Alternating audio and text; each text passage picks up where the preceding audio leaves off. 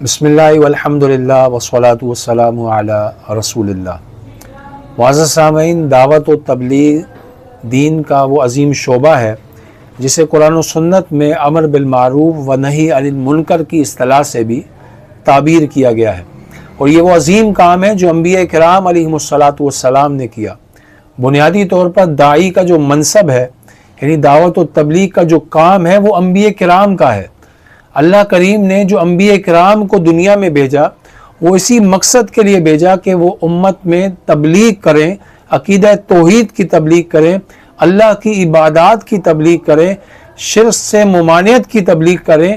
ان امور کی تبلیغ کے لیے اللہ کریم نے انبیاء کرام کو بھیجا، اور اس بات کو قرآن مجید میں اللہ کریم نے بیان فرمایا ہے، وَلَقَدْ بَعَثْنَا فِي كُلِّ أُمَّةٍ رَسُولٍ، فرمایا بے شک ہم نے ہر امت میں ایک رسول بھیجا۔ کیوں بھیجا؟ کہ وہ تبلیغ کرے، اور اس بات کو بھی ذکر فرمایا کہ کن امور کی تبلیغ کے لیے بھیجا، أَنِ اعْبُدُوا اللَّهَ وَاجْتَنِبُوا الطَّاغُوتَ، کہ اے لوگو اللہ کی عبادت کرو اور شیطان سے بچو۔ یعنی ان امور کی تبلیغ کے لیے ہر امت میں اللہ کریم نے رسول کو بھیجا، تاکہ وہ رسول اس امت میں جا کے تبلیغ کریں، ان کو دعوت دیں، اللہ کی عبادت کی طرف لائیں، اور شیطان سے بچنے کی ان کو تلقین کریں۔ تو انبیاء کرام کا یہ منصب ہے کہ ان کو دعوت و تبلیغ کی ذمہ داری دی گئی۔ لیکن جب رسول کریم محمد رسول اللہ صلی اللہ علیہ وسلم کے بعد اب کوئی نبی نہیں آنا کہ حضور خاتم النبیین ہیں، تو اللہ کریم نے یہ منصب اس امت محمدی علی صاحب الصلاۃ والسلام کو عطا فرما دیا۔ اب دعوت و تبلیغ کا کام اس امت محمدیہ نے کرنا ہے، اور اس امت کا جب ذکر قرآن مجید میں اللہ کریم نے کیا تو اس امت کا تعارف کیسے کروایا؟ فرمایا کنتم خیر امت اخرجت للناس، فرمایا تم سب سے بہترین امت ہو جو لوگوں کے لیے نکالی گئی ہو۔ یہ امت بہترین کیوں ہے؟ تو فرمایا تأمرون بالمعروف وتنہون عن المنکر، اس لیے تم بہترین ہو کہ تم نیکی کا حکم دیتے ہو اور برائی سے منع کرتے ہو۔ یعنی یہ امت اس لیے بہترین ہے کہ دعوت و تبلیغ کا کام کرتی ہے، یہ امت لوگوں کی اصلاح کا کام کرتی ہے، اس لیے بہترین امت ہے۔ اور اس امت نے صحابہ کرام سے لے کر آج تک یہ امت دعوت و تبلیغ کا کام آسان انداز میں کر رہی ہے اور لوگوں تک دین کا پیغام پہنچا رہی ہے۔ یہ اسی تبلیغ کے ہی ثمرات ہیں کہ آج دنیا کے کونے کونے میں دین کا پیغام عام ہے۔ اس امت کے مفسرین، محدثین، مبلغین، واعظین، مؤلفین، مصنفین اور ائمہ دین اور صلحاء نے اس دین کے پیغام کو عام کیا، تبلیغ کا کام کیا، دعوت کا کام کیا، اور آج امت نے دین کا پیغام دنیا کے کونے کونے میں پہنچایا، اور اب بھی یہ کام جاری و ساری ہے۔ لیکن یہ اتنا عظیم الشان جو کام ہوا، اگر ہم اس پہ غور و فکر کرتے ہیں تو ہم یہ دیکھتے ہیں کہ وہ تبلیغ کا جو کام تھا وہ اس انداز میں ہوا ہے جو اللہ رسول نے بیان کیا تھا۔ یعنی ان حضرات نے، ان صلحاء نے، ان محدثین اور ائمہ دین نے اسی انداز میں دین کی تبلیغ کی جو انداز اللہ رسول نے قرآن و سنت میں بیان فرمایا، جو رسول کریم کا انداز اصلاح تھا، جو رسول کریم کا انداز تبلیغ تھا، جو باقاعدہ کتب احادیث میں موجود ہے۔ لیکن بدقسمتی کے ساتھ آج اس انداز کو چھوڑ دیا گیا۔ ایک بڑی تعداد ہے جنہوں نے اس سنت انداز کو چھوڑا اور نت نئے انداز گھڑ لیے جو کہ تبلیغ نہیں ہے۔ میں سمجھتا ہوں وہ تذلیل ہے، لوگوں کی توہین کا انداز ہے۔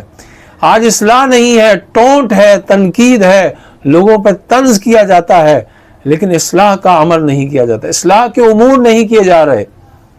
آپ دیکھیں میمز کا انداز نکال لیا گیا، اور باقاعدہ طور پر مذہبی اسکالر کہلانے والے حضرات اس انداز کو، یعنی میمز کے انداز کی تحسین کر رہے ہیں، ان لوگوں کی جو میمز بنا رہے ہیں۔ یعنی یہ وہ طبقہ ہے کہ یہ لوگ سمجھتے ہیں اگر سامنے والے کے افکار و نظریات درست نہیں، وہ جو دین کی دعوت دے رہا ہے وہ دعوت درست نہیں، تو اب وہ اس کی اصلاح کرنا چاہتے ہیں تو اس کی میمز بناتے ہیں، اس انداز پہ میمز بنائیں گے، اس کا مذاق اڑائیں گے، اور وہ یہ سمجھتے ہیں ہم اس طرح کر کے لوگوں کے عقائد درست کر رہے ہیں، اور ہم لوگوں کو دین کے جو قرآن و سنت کے عقائد و نظریات ہیں ہم اس طرف لوگوں کو لے آئیں گے.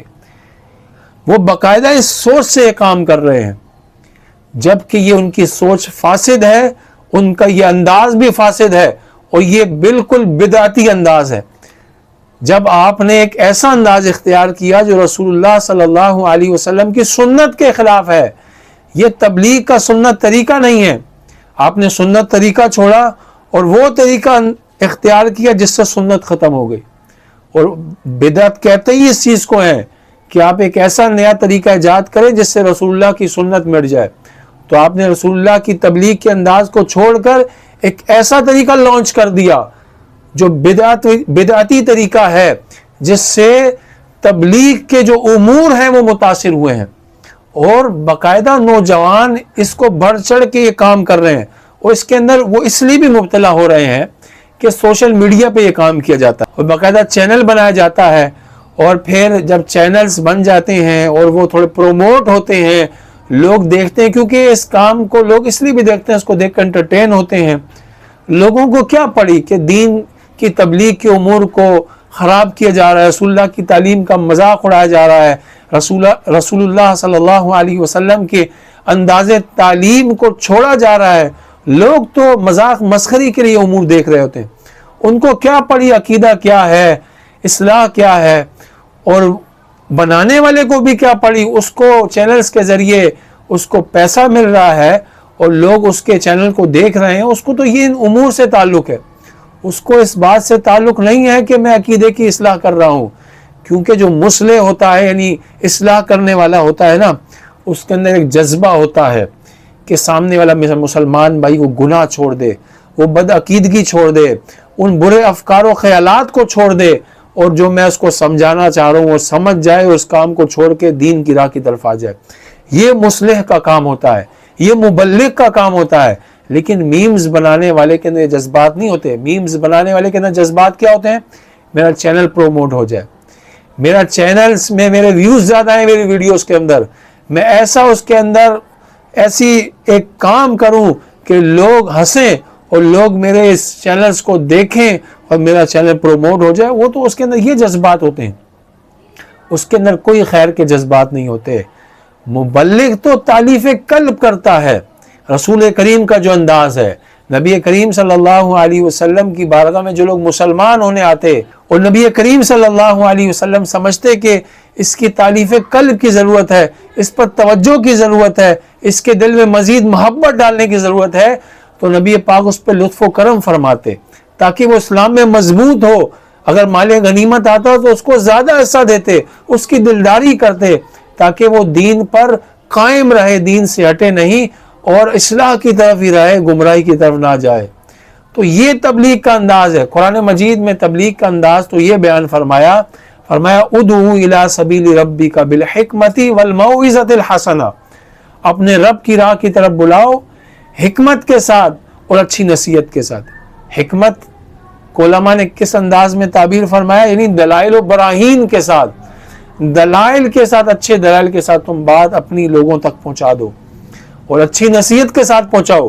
یعنی جب تم کسی کو نصیحت کرو تو تمہارے کلمات اچھے ہوں، تمہاری نصیحت کا انداز پوزیٹو ہو، تاکہ سامنے والا آپ کی بات کو سنے اور اس نصیحت پہ توجہ کرے، اور جو اس میں بات ہے وہ سن کر اس کو قبول کرنے کا اس کے اندر جذبہ پیدا ہو جائے.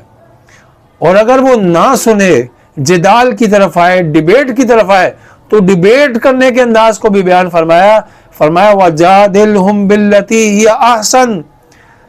اگر تمہیں جدال کا بھی موقع بن پڑے، تمہیں اس سے ڈیبیٹ کرنے کا بھی موقع بن پڑے، یعنی تمہیں یہ صورت بن جائے کہ تمہیں ابھی بحث کرنی ہے، مناظرہ کرنا ہے، تو فرمایا وہ بھی احسن انداز میں کرو، اچھے انداز میں کرو. دیکھیں اللہ کریم نے قرآن مجید میں تبلیغ کا کیا انداز بیان فرمایا.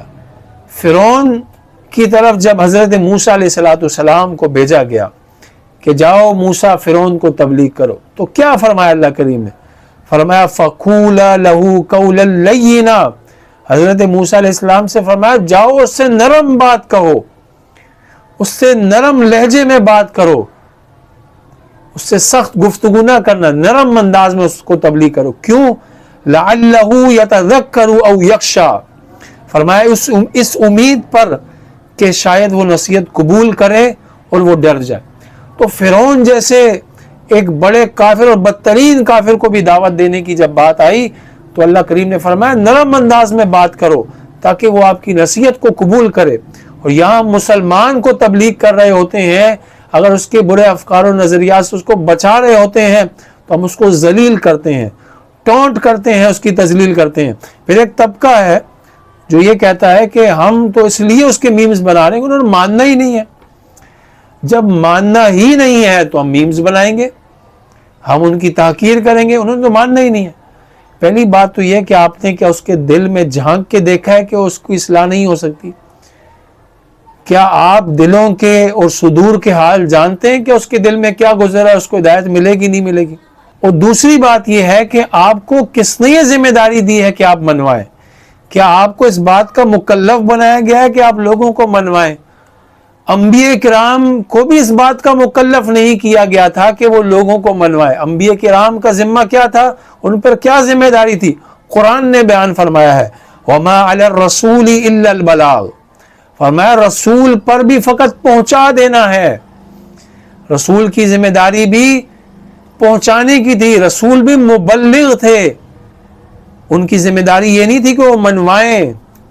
جب رسول اور نبی کی ذمہ داری مبلغ کی ہے تو آپ نے منوانے کی ذمہ داری کیسے لے لی؟ آپ یہ سمجھ رہے ہیں کہ میری ذمہ داری منوانا ہے، اور آپ نے یہ سمجھ کر دین کی تبلیغ کے انداز کو بگاڑ دیا اور امت کے اندر انتشار پھیلا دیا۔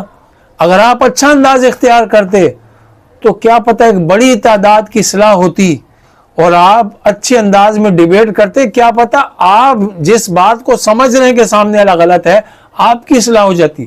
لیکن ہمارے یہاں جو اس طرح کا طبقہ ہے جو اس طرح کی امور سر انجام دیتا ہے، ہر درمی کا مظاہرہ کرتا ہے، لوگوں کو ذلیل و رسوا کر رہے ہوتے ہیں، عموماً ایسے لوگوں کی نیتوں میں فتور ہوتا ہے۔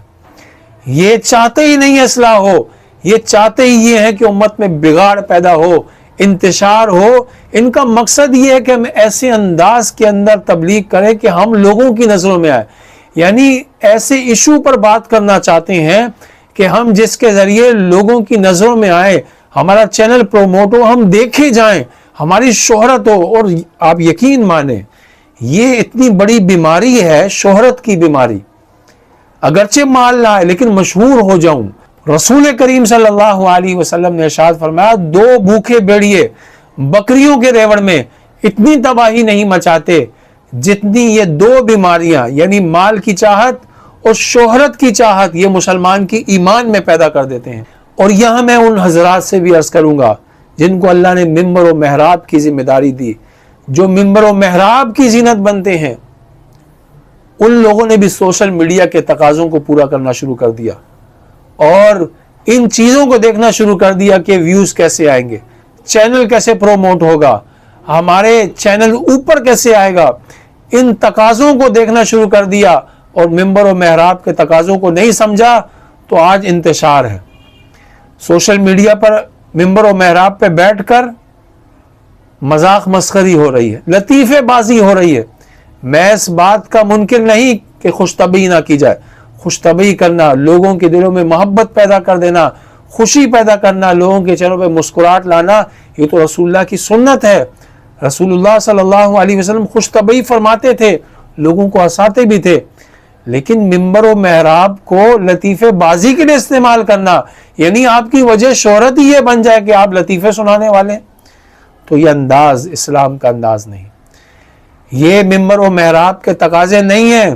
اسی طرح وہ لوگ جو مذہبی اسٹیجز پہ بیٹھتے ہیں اور وہاں بیٹھ کر اس طرح کی سخت گفتگو کرتے ہیں، تلخ کلامی کرتے ہیں، بعض دفعہ گالی گلوچ کے امور بھی ہوتے ہیں، تو ایسے لوگ نوجوانوں کو دین سے متنفر کر رہے ہیں۔ یاد رکھیے جس کے نام کا مولانا لگا ہے، علامہ لگا ہے، جس کے سر پر امامہ ہے، چہرے پر داڑھی ہے، وہ یہ نہ سمجھے کہ وہ شخصیت کو دیکھ رہے ہیں، وہ یہ دیکھتے ہیں تو وہ ہر داڑھی والے کو پھر اسی طرح دیکھتے ہیں، وہ ہر مولانا کو اس طرح دیکھتے ہیں، پھر مذہبی طبقے کو اس انداز میں دیکھتے ہیں۔ اگر کوئی ایک شخص بھی اس طرح کرتا ہے وہ دینی علماء سے उलमा दीन से बदजन होते हैं। तो उन लोगों को भी इस्लाह की ज़रूरत है जो मिंबर और महराब पे बैठते हैं, स्टेजेस पे बैठते हैं, लेकिन उनका अंदाज इस कदर बुरा है कि दीगर उलमा जो आसान अंदाज में दीन का काम कर रहे हैं उनकी तबलीग भी मुतासिर हो रही है। और आप देखें वो जमातें, वो तबलीगी जमातें जो दीन का पैगाम अच्छे अंदाज में आम कर रही हैं, तो उनके अंदाज को आप देखेंगे तो ये वही अंदाज है जो कुरान ने बयान किया कि उदऊ इला सबीली रब्बिका बिल हिकमति वल मौइज़तिल हसना, कि दीन का पैगाम हिकमत के साथ आम करो और अच्छी नसीहत के साथ लोगों को समझाओ। आज जब वो तंजीमात और तहरीकात इस अंदाज को अपनाए हुए हैं तो उनका अंदाज भी मुअस्सिर है, उनकी दावत को सुना जाता है, उनके अंदाज को देखकर लोग मुतासिर होते हैं और फिर उनकी बात को सुनते हैं और मुतासिर होकर दीन के अंदाज को इख्तियार करते हैं और बुराइयों को छोड़ते भी हैं। हमें चाहिए कि अच्छे अंदाज को इख्तियार करें, उस तबलीग के अंदाज को इख्तियार करें जो अल्लाह रसूल ने कुरान और सुन्नत में बयान किए। इंशाल्लाह जब वो अंदाज इख्तियार करेंगे तो मुआशरे के अंदर अमन व सुकून भी होगा। और ये जो सोशल मीडिया पे एक तूफ़ान बदतमीज़ी है और मजहबी उमूर पर जो इस तरह के बासों मुबासे हैं और हर शख्स एक दूसरे के खिलाफ तंज़ और तनकीद के मामलात कर रहा है, और बिलखुसूस जो मीम्स का अंदाज़ है, अल्लाह पाक हम सबको इन उमूर से महफूज और मामून फरमाए। आमीन या रब्बल आलमीन।